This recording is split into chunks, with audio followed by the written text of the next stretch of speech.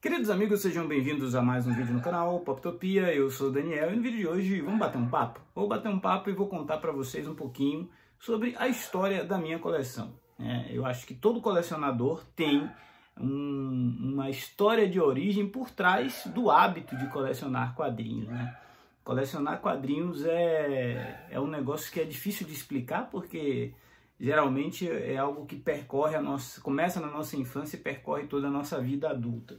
A minha jornada como colecionador se iniciou lá por idos de 94, 95, olha, se vão 30 anos, e eu lia, entre outras coisas, por conta do desenho animado, né? Eu comecei lendo Turma da Mônica, como quase todo mundo no Brasil, não exatamente essa edição, mas eu lembro que minha mãe comprava muito revistinhas ou do Cascão ou do Chico Bento para eu ler. Ela só fazia uma observação, que era para eu não aprender a falar igual o Chico Bento, porque ele falava errado, mas que era para eu prestar atenção nas palavras certas. E isso foi uma lição que eu carreguei.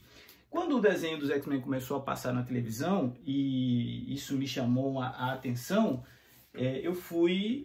foi aí que eu senti o impulso de ir em uma banca, né?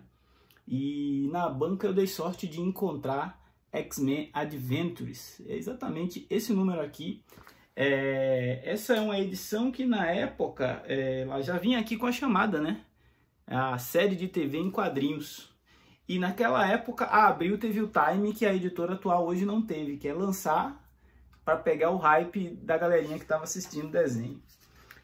O desenho animado na televisão. Eu confesso que daqui para frente foi difícil abandonar esses personagens e a gente trocava quadrinho na época, a gente tinha alguns extras na edição da Abril, né? Os arquivos do Professor Xavier, tem aqui ó, um pouquinho da ficha de cada um dos personagens, como é no final do desenho quando tá passando ali os créditos. E esse empurrãozinho que o desenho animado de X-Men me deu foi o ponto de partida para que eu entrasse nesse universo da nona arte e me sentisse muito à vontade, né? X-Men Adventures foi o primeiro de uma longa lista de títulos que eu fui lendo, fui gostando, fui aprendendo sobre os personagens, peguei uma simpatia pelo Wolverine e esse foi um personagem com o qual eu me identifiquei muito, por muito tempo, e é um dos meus personagens preferidos, né? Vai ter muita gente virando fã do Wolverine agora, depois que ele voltou à moda com esse filme do Wolverine e Deadpool. Mas eu lembro que eu passei a gostar de X-Men o dia que eu li essa história aqui. Aí eu passei a gostar de X-Men de verdade, né? X-Men versus os Novos Titãs, um crossover que saiu aqui pela editora Abril. Inclusive é mais antigo do que o desenho animado, isso aqui é de 1992 e eu só li depois, né? Nisso de começar a ir nas bancas, eu comecei a me deparar com edições antigas, porque a banca do bairro que eu morava, ela tinha uma característica de ser uma banca que tinha revista nova, aquilo que estava sendo lançado, mas também tinha revista velha, você podia trocar duas revistas por uma. Então isso fez com que durante muito tempo eu comprasse duas revistas, aquela que eu menos gostava eu ia lá na banca e trocava, né? E trocava por outra que eu imaginava que eu pudesse gostar. O tempo foi passando, os anos 90 foram trazendo outras possibilidades narrativas, e eu lembro que começou a sair revista de X-Men para tudo quanto é lado, até que um dia eu me deparei com uma revista que dizia que o Wolverine tinha vindo para o Brasil. Cara, que doideira isso daqui. X-Men Rios de Sangue, né? Quando você é fã de um personagem e vê ele chegando no seu país, e naquela época era muito difícil você ver uma história de qualquer super-herói fora dos Estados Unidos. Eu fui lá e comprei também, não é essa edição depois eu me desfiz, vendi, e essa aqui eu comprei depois no sebo. Essa é uma história do Joey Casey com o Oscar Jimenez. E para quem não sabe, o Wolverine veio para o Rio de Janeiro enfrentar um vampiro e lutou com um tubarão. Pois é, não sabe que história é essa? Procura no sebo aí da sua cidade que deve ter Wolverine Rios de Sangue. É uma trecheira só. À medida que o tempo foi passando, fui então entendendo que fora da Marvel, fora dali das coisas, tinham outros super-heróis, tinham outros universos. Alguns personagens, obviamente, já me chamavam a atenção. Eu gostava muito do Homem-Aranha, gostava muito do Hulk, mas eu não tinha tanto contato com esses personagens porque eu não tinha o poder aquisitivo de comprar tantos quadrinhos, né? Então, a minha primeira coleção, eu acho que ela durou ali até mais ou menos eu terminar o ensino médio, lá para 1999. E quando isso aconteceu, eu acabei em algum momento precisando de grana, eu levei tudo no sebo e vendi, né? Vendi as minhas primeiras HQs para comprar alguma coisa que eu tinha interesse na época. E depois disso, eu passei muito tempo sem colecionar quadrinhos, até que eu conheci pessoas que falavam de quadrinhos, gostavam de quadrinhos, e eu voltei a colecionar, né? Isso já ia lá para 2003, 2004. E o mundo já tinha mudado. A Abril já tinha dado espaço, né, cedido a vez para Panini assumir suas HQs. Entendo também que entre 99, 2000, 2001, o preço dos quadrinhos era algo que se tornou proibitivo por conta das revistas premiums, e eu acabei parando de comprar ali. Foi a época que eu me desfiz. Voltei em 2002, peguei as primeiras edições de X-Men Extra, eu lembro de uma saga chamada Segurança Máxima, peguei as primeiras edições de X-Men Extra, depois parou um tempo até que veio a fase do Grant Morrison. A fase do Grant Morrison ela estreia com uma capa que é muito interessante, acho que é o Wolverine na capa, uma capa bem emblemática, eu vou tentar encontrar e colocar aqui. E aí depois eu fiquei durante um bom tempo até mais ou menos acabar a fase do Grant Morrison e entrar, se eu não me engano, o Chuck Austen. Ali foi onde eu parei de novo. E foi uma época também onde eu tive algumas mudanças pessoais na minha vida, inclusive mudança de estado, e não tive a oportunidade de levar toda a minha coleção, né? Eu morava em Salvador na época, e aí quando meu filho, o primeiro filho estava para nascer, a gente se mudou aqui para São Paulo, e foi aí que eu me desfiz de grande parte da minha coleção, ficando só com aquilo que eu considerava essencial. De 2008, que é quando essa mudança acontece, até mais ou menos 2014, eu dei uma boa parada para estar focado em criar meu filho, em trabalhar e tal.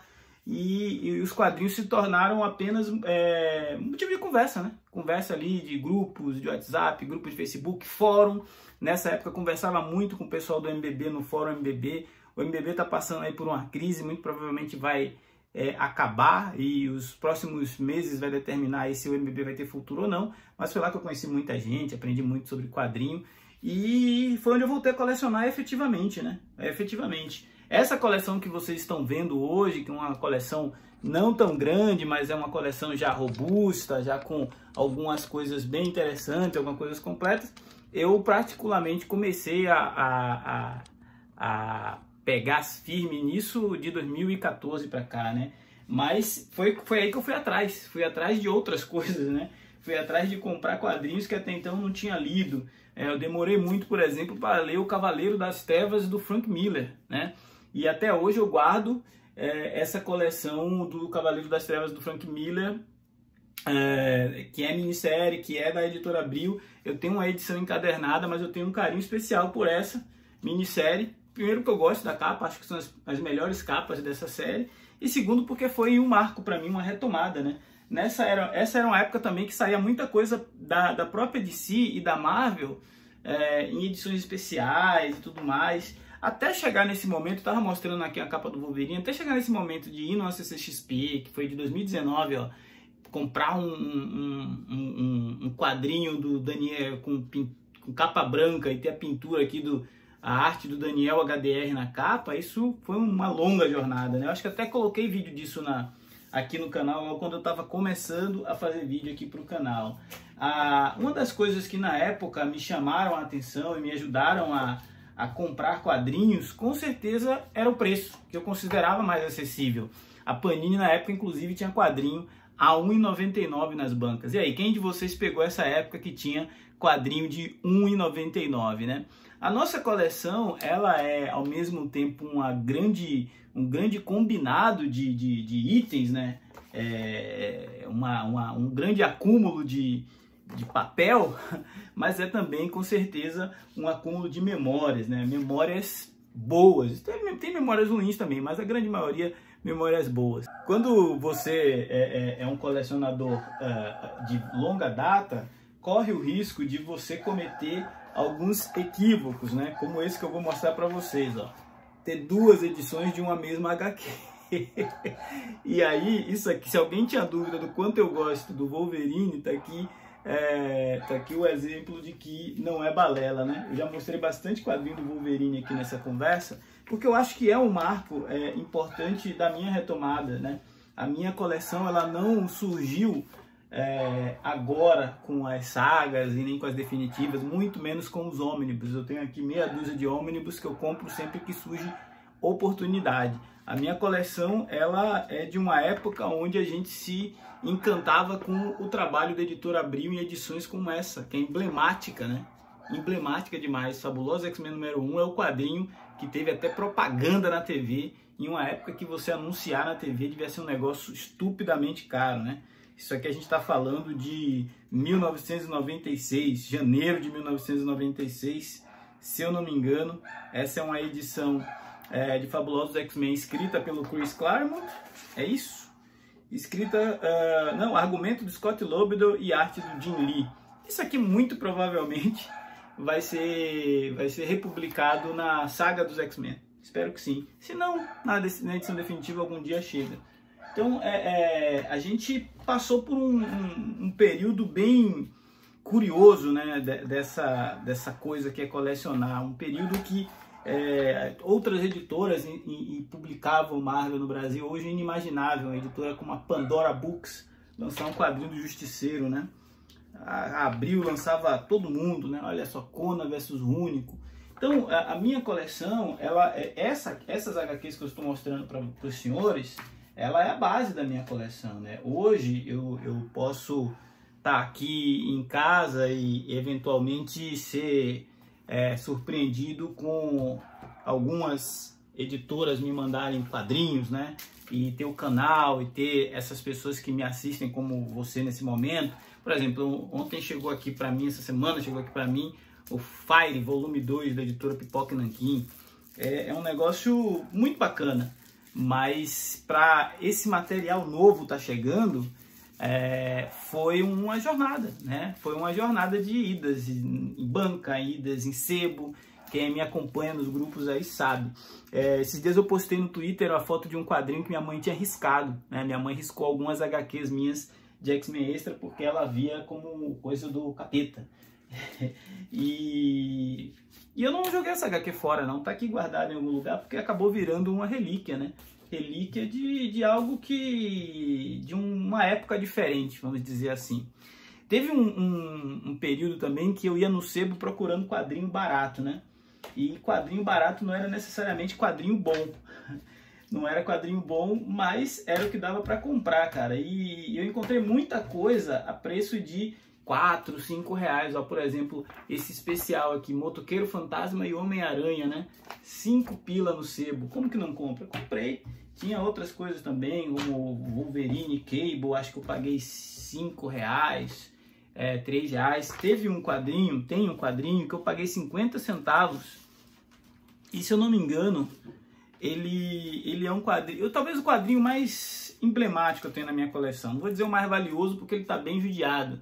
Mas quando eu vi essa HQ no sebo, independente do estado de conservação dela, tá longe de estar no estado de banca, eu comprei mesmo assim. Comprei mesmo assim porque era a primeira aparição do Wolverine aqui no Brasil, na revista do Incrível Hulk da RGE de 1970 e lá vai cacetada. Então faz um bom tempo que isso aconteceu, né? O colecionador, ele acaba tendo na sua coleção parte da sua identidade. Claro que boa parte da minha identidade enquanto colecionador foi ler X-Men, foi ler Marvel durante muito tempo. Mas hoje eu me orgulho em dizer que eu sou um colecionador em mudança. Eu sou um colecionador me adaptando a novas abordagens, a novas narrativas, explorando e adquirindo novos paladares, né? Então hoje o quadrinho que sai europeu, o quadrinho mangá, o quadrinho nacional tem ganhado cada vez mais espaço aqui no canal, porque ele também tem ganhado mais espaço na minha coleção, né? É claro que o acesso a isso se tornou um pouco mais fácil, né? Hoje eu tenho uma condição financeira que me permite comprar muita coisa, e a gente precisa falar que quadrinho tá caro, sim, mas mesmo que eu tenha condições de comprar algumas coisas, eu compro aquilo que eu realmente tenho interesse em ler, e eu não compro quadrinho só para enfeitar a estante. E aquilo que eu não compro que porventura chega, como por exemplo, eu tô aqui com departamento metalinguísticos, esse aqui é o volume 3, de uma série nacional que foi premiada e tal.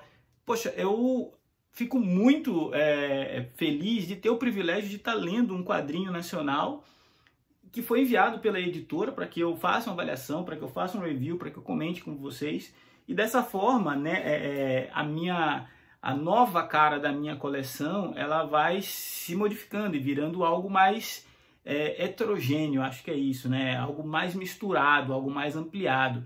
Claro, Conan Omnibus da Mythos, misturado com algumas coisas da Darkseid, com lançamentos como a Casta dos Metabarões, da Pipoca e Nanquim, tudo isso é resultado de uma época que eu vou parafrasear o meu amigo Alessandro do Ministério dos Quadrinhos. É a primavera dos quadrinhos no Brasil. Ele fala muito da primavera Bonelli, porque tem várias editoras publicando Bonelli, mas eu digo que é a primavera dos quadrinhos no Brasil, porque tem várias editoras publicando quadrinhos no Brasil de diversos tipos, né? Você tem QS Comics com Western, você tem a Pipoca e Nanquim com uma infinidade de clássicos sendo resgatados, como Eternauta, Blueberry, Crepax e várias outras coisas. Você tem a Devir trazendo obras do Daniel Warren Johnson.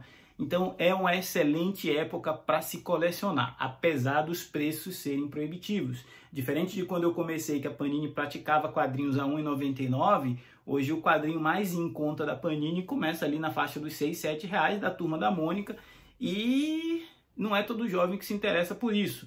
Então a gente tem um momento diferente. Mas eu sou um entusiasta da leitura, né? Eu só consegui ser uma pessoa com uma vida um pouco mais estruturada porque eu li muito e isso permitiu que eu tivesse oportunidades. Então esse vídeo é também um depoimento de, se você tem crianças na sua casa, crianças na sua região, crianças na sua família, incentive elas a lerem, se não quadrinhos, outras obras, outros livros, outras coisas, mas incentivem elas a lerem para que elas possam de alguma forma ampliar seus horizontes, ampliar seu repertório, conhecer mais palavras, viajar para outros mundos.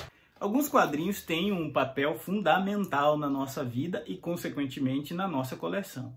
Eu já mostrei para vocês a edição Wolverine Adamantium Collection que eu tenho aqui, então eu não estou fazendo nesse vídeo uma apologia aos quadrinhos baratos. Não, nem pelo contrário, acho que quem tem condição de comprar quadrinho bom, caro, sofisticado, de luxo, com ouro, com fitilho, compre, seja feliz. E quando eu posso, e tem algo que realmente me interessa, eu também compro.